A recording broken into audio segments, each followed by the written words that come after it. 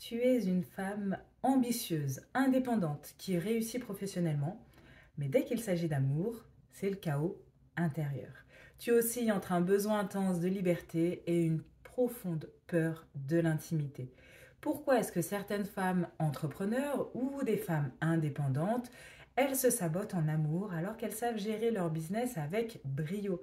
Dans cet épisode, on plonge dans l'univers de l'astrologie, le transgénérationnel et les styles d'attachement pour répondre à cette question. Moi, c'est Nitsa, bélier ascendant lion, lune en lion. Ce qui me plaît par-dessus tout, c'est d'explorer les mystères de la vie, comprendre pourquoi on est comme on est et trouver des solutions pour exploiter au maximum ses potentiels. Ma maison 8 dominante me pousse à explorer ce qui est caché, à sortir de l'ombre les tabous, les mettre en lumière pour se transformer, se renouveler jusqu'à être parfaitement authentique. C'est pourquoi je t'accompagne grâce à l'astrologie, au transgénérationnel et à toutes mes compétences acquises au fil des années.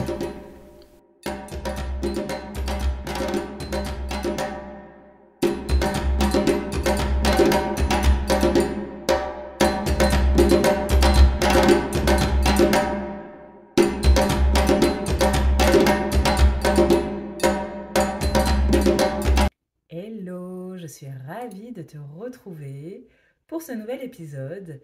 Alors, où j'ai mis en titre Femme indépendante, cœur en miettes.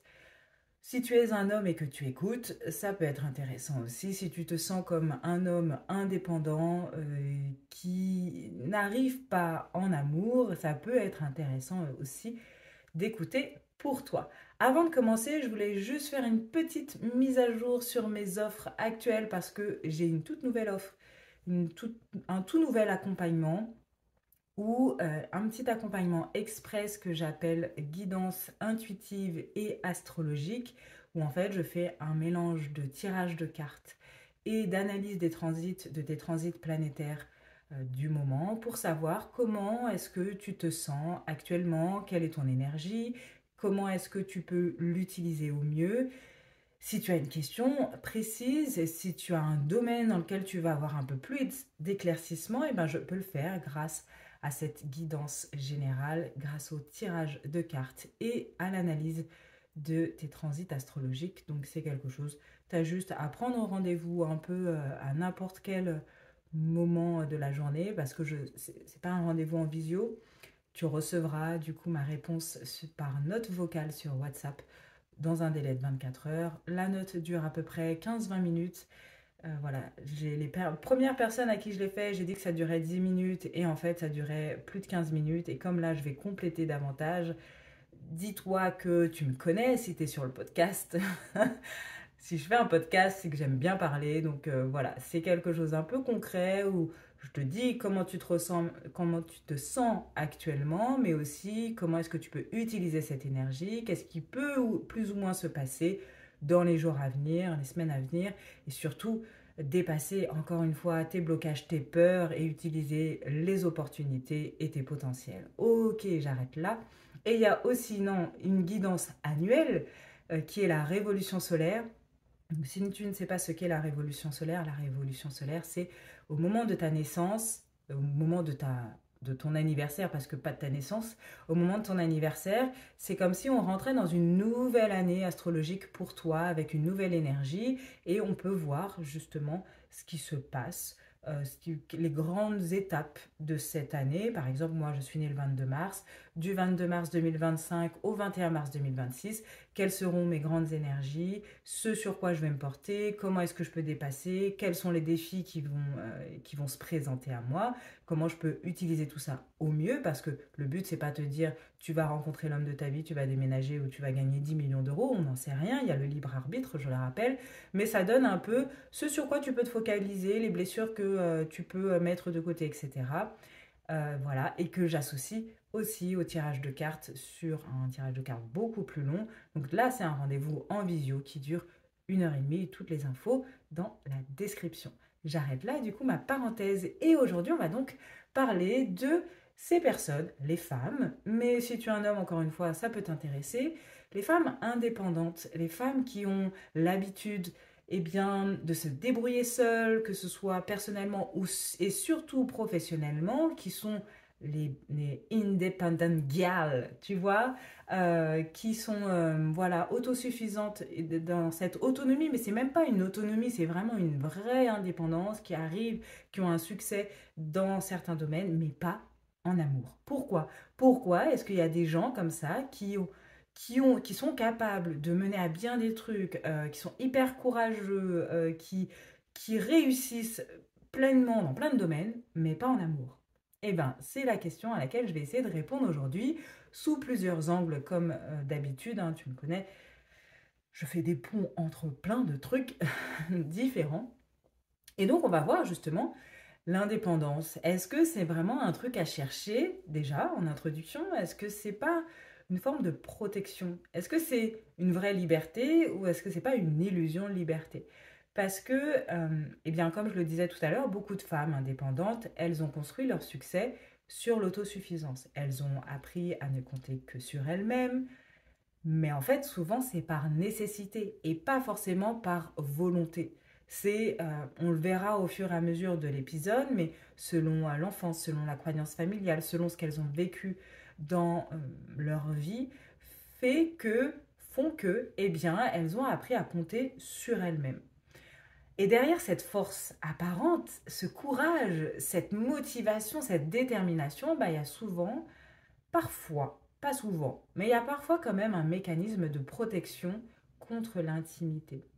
Donc, euh, est-ce que, si toi c'est ton cas, est-ce que tu vois l'amour comme un risque qui pourrait te faire perdre ta liberté? Ça, je le vois souvent avec mes clients.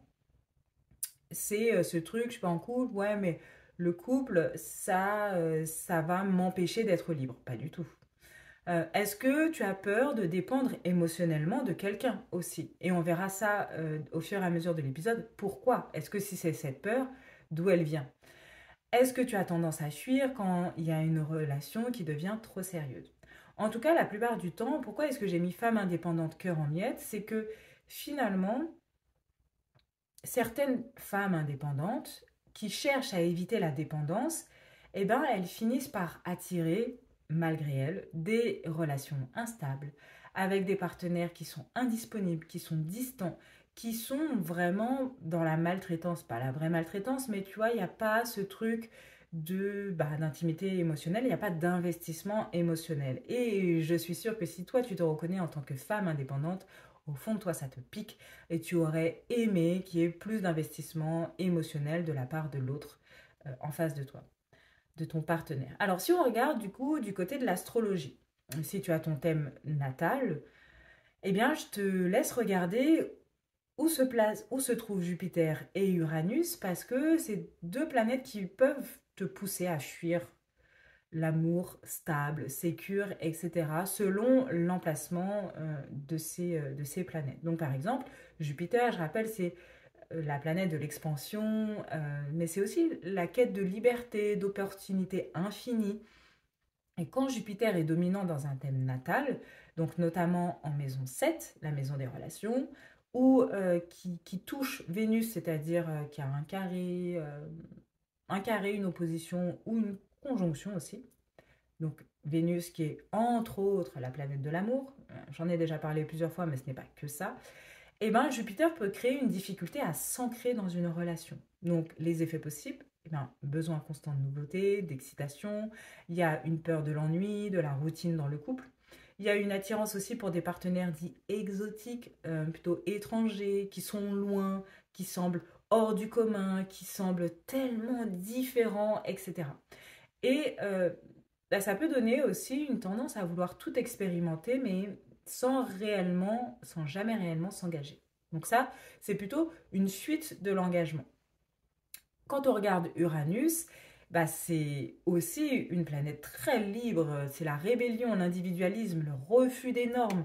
Donc quand Uranus touche, voilà, encore une fois, la maison 7, Vénus, eh ben, donc, quand il influence finalement l'amour, ben, il peut pousser à rejeter l'engagement par peur justement d'être enfermé. Donc les effets possibles, c'est le besoin d'indépendance extrême dans la relation, les relations qui sont passionnelles, mais complètement instables, parce qu'Uranus, c'est aussi l'imprévisibilité, la spontanéité, le truc, la surprise en fait constante, des ruptures soudaines, des décisions impulsives en amour. Donc, si Uranus est en maison 7 ou en aspect à Vénus, bah, ça peut provoquer un cycle de relations en dents de scie, où on attire un peu des partenaires imprévisibles, où on fuit aussi dès qu'une relation devient sérieuse. Donc, en conclusion, Jupiter et Uranus, ils peuvent t'inciter à croire que l'amour peut être une contrainte. Mais en réalité, ils t'invitent à trouver un équilibre entre liberté et engagement. Parce que je le rappelle, en fait, on vit aussi nos placements planétaires d'une certaine façon, avec aussi les croyances dans la façon dont on a été élevé, où est-ce qu'on a grandi, etc. Mais à chaque placement, le but de ces influences planétaires, c'est pas de nous dire, ah bah, tu vois, comme Uranus touche Vénus, je vais jamais pouvoir avoir de relations stables. Pas du tout. Le but, justement, c'est comment est-ce que tu peux trouver l'équilibre entre liberté, ta propre liberté, et l'engagement. Parce que s'engager à quelque chose, ce n'est pas perdre sa liberté, c'est justement choisir. Je rappelle que ma citation préférée, c'est que non, je ne vais peut-être pas la dire, mais c'est toujours ce truc que la liberté, c'est un choix. C'est pas d'aller tel ou tel, de prendre tous les chemins possibles, mais plus je choisis un chemin, plus je suis libre en le choisissant. Si on regarde dans l'aspect transgénérationnel, est-ce que il n'y a pas des femmes de ta lignée qui ont un peu, tu vois, eu des déboires amoureux finalement, qui ont eu des conséquences assez fortes et qui ont engendré des croyances de génération en génération? Donc, si tu ressens un conflit intérieur entre réussite et amour, c'est peut-être parce que bah, les femmes de ta lignée ont été forcées de choisir entre réussite et amour. Donc, les scénarios transgénérationnels qui sont assez courants, ça va être les femmes sacrificielles, celles qui ont tout donné à leur famille et qui se sont oubliées. Il y a les femmes indépendantes mais seules, celles qui ont fui l'amour pour éviter de perdre leur liberté, peut-être celles qui avaient justement un Jupiter et Uranus très dominants et qui ont, au lieu d'être dans la recherche d'équilibre, l'ont pris comme l'engagement, c'est une contrainte. Mais il y a aussi les femmes trahies, celles qui ont vécu des échecs amoureux et très douloureux et donc qui ont transmis la méfiance aux générations suivantes. Donc les questions à te poser autour de ça, c'est quelle a été la place de l'amour finalement dans l'histoire des femmes de ma famille? Est-ce qu'il y a un schéma où la réussite professionnelle est incompatible avec l'amour? Est-ce que j'ai hérité d'une peur inconsciente du couple à cause d'un modèle familial? Et donc, l'exemple assez courant, c'est si ta mère ou ta grand-mère, elles ont souffert en amour, voire les deux, tu peux inconsciemment éviter l'attachement pour ne pas reproduire leur souffrance. Et c'est ce qui arrive la plupart du temps, c'est-à-dire qu'il y a un ancêtre qui a une croyance, du coup, il y a un peu cette validation, ce truc de on reproduit le même schéma, et puis de génération en génération, on reproduit le même schéma, et du coup, ben, inconsciemment, il y a cette peur de l'attachement, parce que regarde, ça fait souffrir en fait. Donc, vaut mieux éviter de s'attacher. Donc les clés, c'est justement de prendre conscience du schéma familial et d'essayer de le réécrire. Se permettre aussi d'expérimenter un amour où eh bien, réussite et couple sont compatibles. Se dire que choisir un ou une partenaire qui ne va pas t'empêcher de réussir professionnellement, qui ne va pas te mettre des bâtons dans les roues, donc c'est pas quelqu'un qui va être très dépendant, qui est quelqu'un qui est assez équilibré parce que ça existe, quelqu'un qui est assez équilibré et qui peut avoir des passions de son côté, etc., ses envies, etc., ou même qui peut t'aider dans la réussite. En tout cas, c'est trouver cet équilibre-là.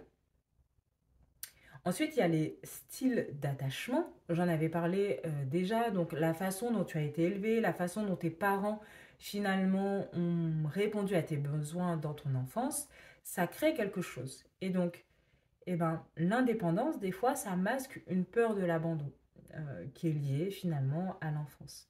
Ta manière d'aimer et de te lier aux autres, elle est influencée par ton style d'attachement. Je l'avais déjà dit plusieurs fois, je te laisse aller découvrir, je ne sais plus quel épisode, j'avoue, mais je te laisse aller découvrir les autres épisodes où j'ai parlé de style d'attachement. Et donc, si tu es une femme indépendante qui galère en amour, Tu es peut-être dans l'attachement évitant. Mais il peut y avoir un autre style d'attachement. Mais on va déjà parler de l'attachement évitant, sans mode j'ai besoin de personne. Tu vois? Genre vraiment, j'ai besoin de personne. Tu valorises l'indépendance à l'extrême. Tu fuis l'intimité quand bah, ça devient trop intense. Tu ressens souvent un besoin d'espace dans tes relations. Et du coup, malheureusement pour toi, tu attires des partenaires très dépendants et ça te fatigue et ça confirme et ça valide le fait que, mais tu vois, j'ai besoin d'espace et fuck l'amour et j'ai besoin de personne, laissez-moi tranquille. Donc le risque, bah, c'est ça en fait, c'est de repousser l'amour pour éviter d'être vulnérable. Et ça, c'est en lien avec le style d'attachement évitant. Donc encore une fois, si tu ne sais pas de quoi je parle, j'avais fait un épisode là-dessus. Et si tu veux aller plus loin, j'ai aussi un programme qui s'appelle Aimer et riche, dans lequel je rentre en profondeur sur euh, eh bien, les problématiques transgénérationnelles et les problématiques liées au style d'attachement qui influence ton rapport à l'amour et à l'argent. Donc je rentre vraiment en profondeur sur les styles d'attachement, je les détaille vraiment complètement et je te donne des pistes pour chacun des styles d'attachement et bien pour que tu saches finalement comment faire. Si tu es dans une relation amoureuse, comment faire pour que cette relation soit sereine. Si tu es célibataire, comment faire pour attirer des partenaires qui soient convenables, qui te correspondent et qui soit pas trop dépendant ou qui soit pas trop distant. Et aussi, on parle de l'argent et renouer avec l'argent. Ce n'était pas le sujet du jour. En tout cas, ce programme euh, va beaucoup plus en profondeur si tu as envie. Et il y a aussi un épisode où j'avais parlé des styles d'attachement, où j'avais vraiment décrit les styles d'attachement, donc je te laisse aller écouter. Il y a aussi l'attachement anxieux évitable, donc c'est finalement le style d'attachement désorganisé. En gros, c'est un mélange de l'attachement où on est dépendant de l'autre et l'attachement de l'évitant où on veut se retirer, avoir plus d'espace. Et donc c'est un peu le je veux mais j'ai peur. Donc tu veux être aimé mais tu doutes toujours de l'autre. Tu es attiré par des partenaires indisponibles, émotionnellement, physiquement. Tu vois, genre ce truc encore un peu de Jupiter, tu vois, les gens qui sont loin. Tu passes du désir d'engagement à une envie soudaine de fuir. Et du coup, bah, le risque, c'est que tu enchaînes les montagnes russes émotionnelles. Donc, les clés de guérison, c'est bah, apprendre à faire confiance sans avoir peur de perdre sa liberté, encore une fois. Développer un attachement sécure où l'amour et l'indépendance coexistent. Ok? Alors, je sais que ça peut faire peur, mais sache que ce que je suis en train de te décrire là, c'est moi.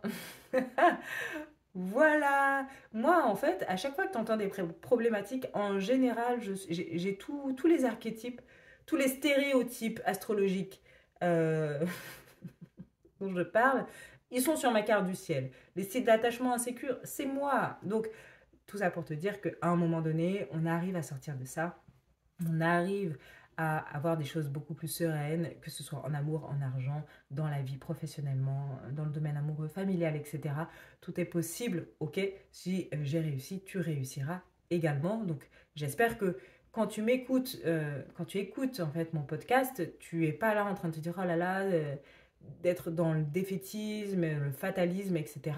Vraiment, mon but, c'est de te dire, ok, il y a ça, prends conscience qu'il y a ça, parce que si tu mets sous le tapis, tu risques pas de régler le truc. Ok, le truc sur le tapis, il pourrit, ça devient encore, ça colle, ça colle. Voilà, c'est difficile de nettoyer. Alors que tu soulèves le tapis régulièrement, tu regardes, ah ouais, j'ai ça, bon, je nettoie, je répare, etc.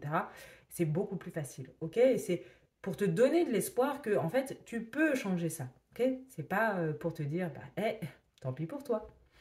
Alors, quelques exercices pratiques pour justement réconcilier amour et indépendance. Eh bien, tu peux écrire une lettre à l'amour. Ça, je trouve ça assez fun d'écrire une lettre à un domaine qui nous pose problème. Moi, je me souviens, il y a quelques années, j'avais écrit une lettre à l'argent parce que je sentais que j'avais un gros blocage au niveau de l'argent, que j'arrête, enfin, c'était compliqué. Et donc, j'avais vraiment écrit une lettre à l'argent en mode cher argent, comme si c'était une personne en fait, vraiment la personnification de ce domaine. Ben là, tu peux faire la même chose, tu vois, en amour, cher amour. bah, je t'ai perçu comme une menace pour ma liberté. Aujourd'hui, je choisis de te voir comme une force. Je sais pas, tu peux lui écrire ce que tu veux, mais un truc pour que quand même, à la fin, tu dises quelque chose de positif et que ça ressorte en mode, tu vois, comme si tu écrivais une lettre à quelqu'un avec qui tu étais fâché. Et ben là, tu es fâché avec l'amour, tu vas lui écrire, tu vas lui dire pourquoi tu étais fâché. Et à la fin, tu peux t'excuser, tu peux lui dire que mais en fait maintenant c'est bon, je t'accepte et j'accepte que tu fasses partie de ma vie et je sais que finalement je ne vais pas perdre ma liberté. Ne crois pas que c'est un peu bizarre. Sincèrement, je pense que l'écrit est très très puissant et à force de dire ça, j'ai l'impression de tout le temps vous bassiner avec des choses à l'écrit, mais je trouve que c'est très puissant. Je vais peut-être faire un jour, je sais pas, des ateliers uniquement d'écriture parce que vraiment je trouve que c'est très puissant. Ensuite, eh ben, il va falloir que tu t'affirmes dans tes relations. C'est-à-dire que si tu es indépendante, tu as besoin d'espace selon ce que tu as. Peut-être que tu as besoin En fait, c'est aussi les personnes que tu as choisies qui font que tu ne te sens pas sécure et tu n'as pas envie de t'engager. En tout cas, il faut que tu clarifies tes besoins. De quoi tu as besoin, là, toi personnellement, mais aussi dans une relation. Est-ce que tu as vraiment besoin d'espace? Est-ce que tu as besoin d'être seul une fois par semaine, de faire une activité seule? Est-ce que tu as besoin de partager quelque chose avec l'autre? Est-ce que tu as besoin de savoir que, j'en sais rien, en fait, clarifie tes besoins et ose en parler à l'autre, ose en parler à ton ou ta partenaire et demander aussi ce qui est important pour toi. Parce que quand on est indépendant, on n'ose pas demander. Alors ça ne veut pas dire que tu auras, c'est ok, mais en fait si tu n'avais pas demandé, tu n'aurais pas eu. Donc en fait tranquille, c'est pas grave. Mais en tout cas, souvent, l'indépendance fait que on n'ose pas demander. On se dit, ah, ouais, gêné, hein, moi, c'est bon, je suis capable de faire seul, etc. Ça, c'est juste de l'ego malsain. On est des êtres humains, on est là pour être liés les uns aux autres. Donc, tu peux demander, vas-y, let's go. On te dit non, bah, c'est pas grave. Fais comme d'habitude et assume tes besoins, assouvis tes besoins comme d'habitude seul, mais en tout cas, c'est important de partager, de dire ce dont tu as besoin dans le couple, de toi, de ton côté, etc. Et accepte aussi que la bonne personne respectera ton indépendance sans que tu aies à fuir cette personne. Une personne qui est saine, qui se sent bien, qui n'a pas d'anxiété autour de l'amour, bah en fait, que tu sois indépendante, ça ira. Que tu fasses tes projets de ton côté, que tu aies des loisirs de ton côté, elle trouvera ça, cette personne, très sain et elle sera OK. Alors, encore une fois, on parle d'indépendance et pas de sur-indépendance, d'accord? Si tu ne passes que ton temps à faire des choses sans l'autre, ce n'est pas être en couple. Quand l'autre est là, tu lui dis ouais mais là j'ai quelque chose à faire. Puis là en fait non, ok, parle de quelque chose de normal, voilà, d'avoir ses propres loisirs, ses propres voilà, d'aller voir de temps en temps ses amis sans la personne, et puis des fois avec ton ou ta partenaire, de partager quand même des choses avec ton ou ta partenaire, mais de lui expliquer qu'il y a des choses, tu n'as pas envie forcément de partager, que c'est ok, en fait, tu vas voir tes amis sans cet autre, que tu vas faire tes loisirs sans cet autre, mais que vous pourriez peut-être faire ça ou ça ou ça. Ok. Et donc, quelqu'un qui est plus ou moins équilibré et qui comprend ça, la bonne personne, eh ben, elle l'acceptera, elle le respectera sans problème. Ensuite, eh ben, observe ton schéma d'attachement. C'est le premier pas quand même, hein. Je trouve qu'il y a le schéma d'attachement, il y a ensuite le transgénérationnel et puis comment toi tu fonctionnes dans ta carte du ciel. Donc, ton schéma d'attachement, si tu es évitante, eh ben, il va falloir que tu t'ouvres émotionnellement, progressivement, d'aller pas à pas. Et si tu es anxieux, c'est-à-dire plutôt en mode dépendance, eh ben, travaille sur ta sécurité intérieure sans attendre que ça vienne de l'autre. Ok? Si tu es plutôt dans un sens désorganisé, pas anxieuse, parce que l'anxieux n'est pas indépendant, mais le désorganisé, c'est-à-dire je veux mais je ne veux pas. En fait, il y a une part d'anxiété que l'autre t'abandonne. Et ben, il va falloir que tu te sécurises en fait intérieurement pour pouvoir t'ouvrir à l'autre. Encore une fois, ça, je rentre davantage dans les détails dans mon programme Aimer riche, voilà, où je donne vraiment des conseils clairs et précis. Mais déjà, si tu peux faire cette première étape d'observer ce dont tu as besoin et de t'ouvrir au fur et à mesure. Bref, tout ça pour dire que l'amour peut être un espace de liberté. Vraiment, crois-moi. Et il va falloir que tu aussi déconstruises finalement certaines fausses croyances. Donc, par exemple, la croyance que être en couple, c'est perdre sa liberté. C'est une fausse croyance. Tu perds ta liberté quand tu es avec une personne toxique. Ça, c'est clair. Je dois choisir entre succès et amour. Tu peux avoir du succès dans tous les domaines de ta vie.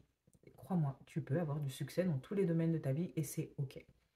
L'amour va forcément me faire souffrir. L'amour va forcément... C'est pas l'amour qui te fait souffrir, c'est être avec quelqu'un qui est toxique qui te fait souffrir. OK? Quelqu'un qui n'est pas capable d'entendre, qui n'est pas capable de communiquer sainement et qui est peut-être même malade psychologiquement. Mais sinon, l'amour, ça ne fait pas souffrir.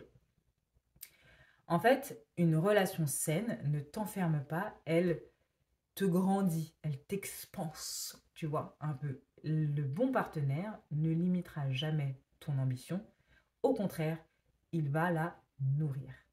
J'espère que cet épisode t'a plu. Si c'est le cas, n'hésite pas à me le dire en commentaire, à me laisser une note sur Apple Podcast ou Spotify, à me laisser un j'aime si tu es sur YouTube et à partager au maximum autour de toi. Et si tu es un homme et que en fait tu t'es pas reconnu du tout, tu peux envoyer aussi aux femmes de ton entourage, les femmes indépendantes de ton entourage qui peut-être pourraient avoir besoin d'entendre ça. Et puis je te dis à très vite pour un nouvel épisode.